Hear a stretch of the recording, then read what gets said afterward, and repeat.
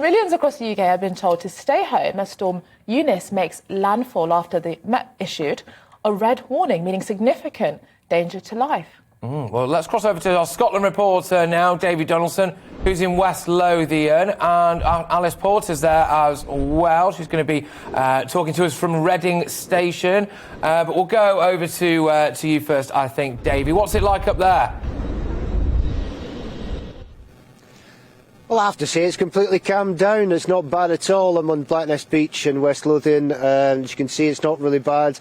Slight little bit of rain. Certainly there's not been any snow in the last couple of hours or so, and if it has, it's certainly not settled. So, yeah, a very serene picture here compared to what people down in England and the south of Wales and certainly in the west of England, southwest of England are facing at the moment. But yeah, I mean the wind's died down. Further north in Scotland, the up in Grampian, there's been quite a bit of snow up there, but you'd expect that kind of around this time of year. Some schools closed in that area, and slightly further south, just north of Dundee in the Angus area, some schools closed there as well. Over in Glasgow and in Edinburgh, we've had a dusting of snow, but no more than that. What I think was promised hasn't really arrived yet. I mean, there's still time for it to happen, but certainly the picture here in Scotland is very much a very different one to what we're seeing down in England and over in Wales as well. Yeah, I love that, by the way. I love that. I was expecting it to be like swirling winds and rain, and it just cuts to Davy and it's just peace and tranquility. So there we go. But Alice, we'll go over to you now. It looks like it's sunny where you are.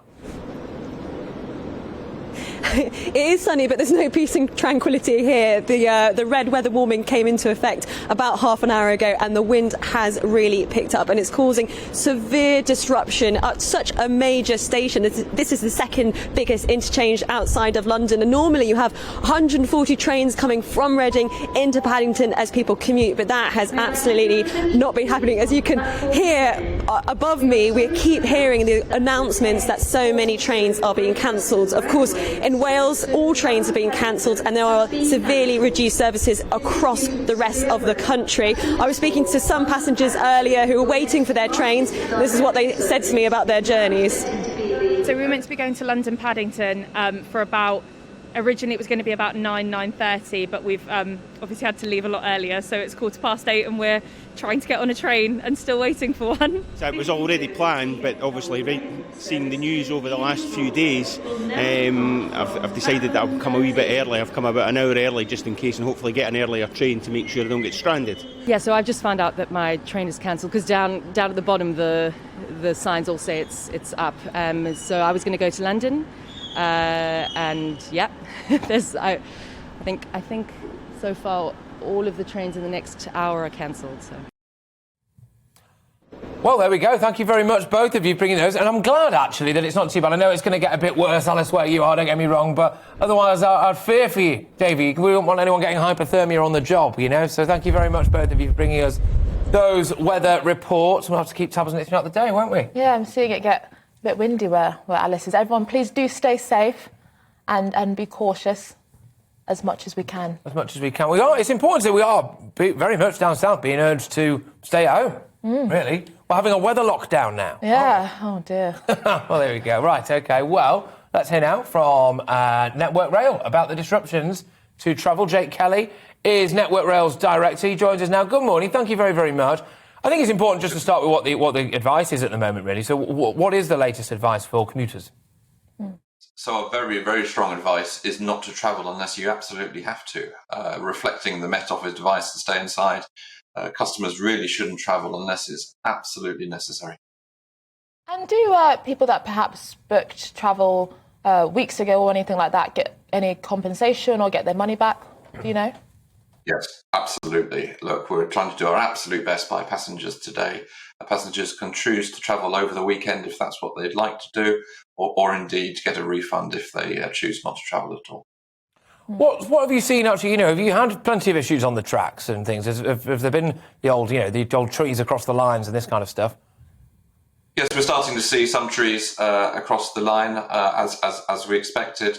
The train service is still running, but of course, in some respects, this is only just beginning, and we expect it to get much worse before it gets better, sadly.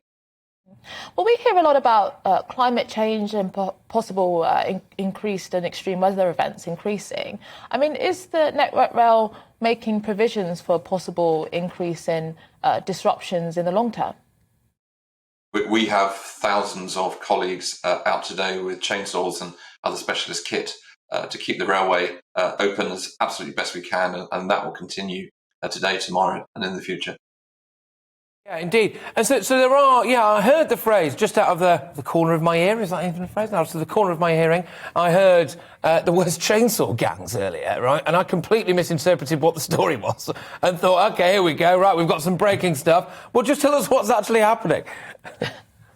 So we have thousands of colleagues who are out and about picking stuff off the railway, clearing trees away, some of which, as you can imagine, are enormously heavy, require very specialist skills to get rid of, making sure that we minimise disruption to the absolute minimum extent, and when things do go wrong, we can clean them away really quickly. Good stuff. Well, look, thank you very, very much. And you're going to be incredibly busy, I imagine, over the coming days. So good luck with everything. Jake Kelly there, of course, Network Rail's director. So just whizzing you through what the latest advice is and indeed what's going on, basically. Yes, indeed.